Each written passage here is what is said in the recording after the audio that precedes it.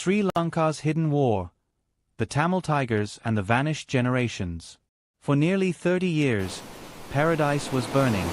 Behind the postcard beaches and the turquoise waters of Sri Lanka, entire generations disappeared, consumed by a war that refused to end, a war that pitted neighbor against neighbor, and left silence where laughter once lived. It all began long before the first shot was fired. When the British left in 1948, Sri Lanka stepped into independence carrying the weight of division.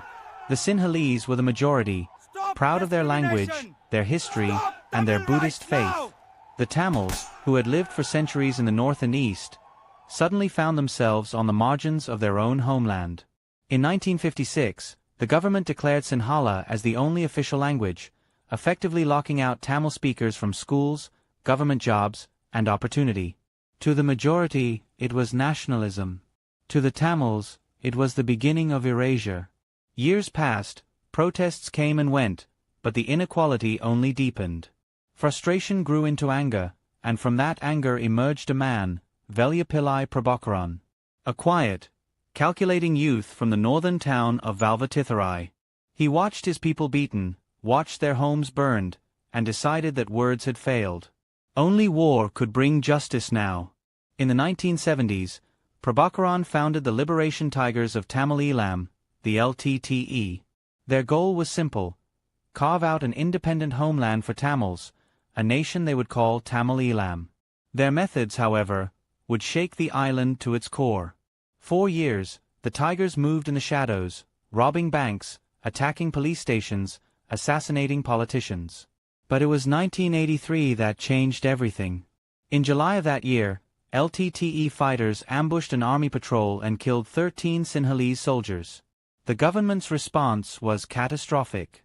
In Colombo, mobs roamed the streets with knives and kerosene. Tamils were dragged from their homes and burned. In Colombo, mobs roamed the streets with knives and kerosene. Tamils were dragged from their homes and burned alive. Shops were looted, temples destroyed, and women assaulted as the police stood by. For 7 days, the island bled. By the time it ended, more than 3,000 Tamils were dead and thousands more had fled into exile. That week became known as Black July, and it lit the fuse for a civil war that would last nearly 3 decades. The LTTE rose from the ashes, their ranks swelling with young men and women who had lost everything. They were disciplined, efficient, and absolutely ruthless. Prabhakaran demanded total loyalty. Betrayal was punished by death. Soon, the Tigers controlled vast territories in the north and east. They built their own government, their own police, even their own navy and air force. In their eyes, they were not terrorists. They were freedom fighters, building a homeland from the ruins of oppression. But to the Sri Lankan state, they were an existential threat, a cancer that had to be cut out. The war spread quickly. Soldiers marched into Tamil towns, and the Tigers retaliated with ambushes and bombings. Civilians were caught in between. Entire villages were shelled without warning. Families fled with what little they could carry, walking for days through jungle and swamp, chased by gunfire and hunger. In the 1990s, the island descended into horror. The LTTE expelled over 70,000 Muslims from northern Sri Lanka, giving them just 24 hours to leave. Families left their homes, their fields, and their history behind. No one was safe. The government responded with brutal force. Soldiers rounded up Tamil youth on suspicion of aiding the Tigers. Many never returned. Torture camps sprang up in the south, and mass graves appeared in the north. At Kemeny, investigators later unearthed shallow pits filled with bones, the remains of those who had vanished during the war. The Tigers struck back with suicide bombers, the first organized force in the world to use women as human explosives. They killed politicians, generals, and even Rajiv Gandhi, the former Prime Minister of India, who was assassinated in 1991. Every act of violence justified the next. Every death became fuel for revenge. In 1995, government forces launched a massive campaign to retake the Jaffna Peninsula, the heart of Tamil resistance. The Tigers fought fiercely, but the army pushed through. Tens of thousands of civilians were trapped in the crossfire. Entire towns emptied overnight. Children walked barefoot across minefields, carrying siblings on their backs. The war consumed everything, face, identity, and hope. The world barely noticed. While other nations debated democracy and globalization, Sri Lanka was dying quietly. Foreign journalists were banned from entering conflict zones. Those who spoke too loudly inside the country, activists, priests, reporters, simply disappeared. Both sides carried out atrocities. The LTTE recruited child soldiers, forced civilians to fight, and executed dissenters. The government bombed hospitals, schools, and refugee camps. Truth itself became a casualty. By 2002, after nearly 20 years of fighting, both sides were exhausted. International pressure forced them into a ceasefire. For the first time in decades, the guns fell silent. In the north, roads reopened. Refugees returned home. There was talk of peace. But peace in Sri Lanka was an illusion. While diplomats shook hands in daylight, both sides quietly rearmed at night. The Tigers continued smuggling weapons through sea routes. The government bought new artillery and aircraft. The truce became nothing more than a pause before the next storm. By 2006, war returned, louder, deadlier, and final. President Mahinda Rajapaksa vowed to end the LTTE once and for all. With modern weaponry and international intelligence, the Sri Lankan army began its most aggressive campaign. Entire regions were sealed off. The north became a prison of mud and fear. As the army advanced, civilians were trapped between two enemies. The Tigers forced them to stay, using them as human shields. The government bombed anyway. Hospitals were hit. Food and medicine ran out.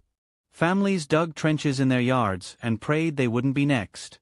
Bodies lay unburied in the heat. Children starved beside the wounded. The world was watching, but only faintly. The footage was blurry, the reports censored.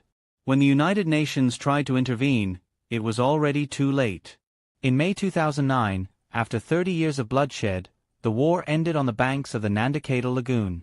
벌로필러 프로바크런 was dead. His body lay in the mud, surrounded by soldiers who had once feared his name. The LTTE was finished. But victory came at a cost no one could measure. Tens of thousands of civilians were killed in the final months alone. Many more were herded into rehabilitation camps, where they were interrogated, beaten, or simply disappeared. Families waited for news that never came. Mothers clutched faded photographs of their sons and daughters, the only proof that they had ever lived. The government declared triumph. The war was over, they said. Sri Lanka was free again. But freedom, for many, meant silence. In the Tamil North, towns lay in ruins. Landmines littered the fields where children once played. The army occupied villages, controlling movement, speech, and memory. Those who dared to ask what happened in the no-fire zones were silenced or arrested. The disappeared had no graves. The survivors had no answers. And yet, life went on. Markets reopened. Roads were rebuilt. Tourists returned to the beaches, unaware that just miles away, mothers still waited at bus stops, holding photos of sons who would never return. The war had ended, but the trauma remained, carved into the hearts of those who lived through it. International organizations called for investigations.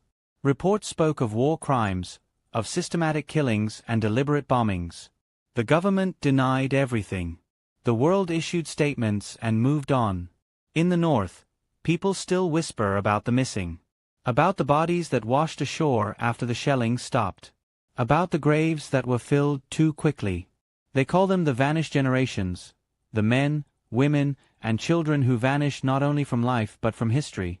Today, Sri Lanka stands united on paper, but divided in memory. The Sinhalese celebrate victory, the Tamils mourn in silence. Between them lies a wound that refuses to heal. The jungles that once echoed with gunfire are now quiet. The checkpoints still stand, rusted but present, reminders that peace came through annihilation, not reconciliation. And as the sun sets over Jaffna, casting long shadows across the ruined villages, it's hard not to wonder, what was truly won? For every bullet fired, a life was lost. For every flag raised, a generation vanished. Sri Lanka's hidden war was more than a conflict. It was a collapse of humanity, a story of how a nation can destroy itself in pursuit of purity, power, and pride. And in that silence, between the ashes and the waves, lie the ghosts of those who never got to grow old. The vanished generations who remind us that in war, no one ever truly wins.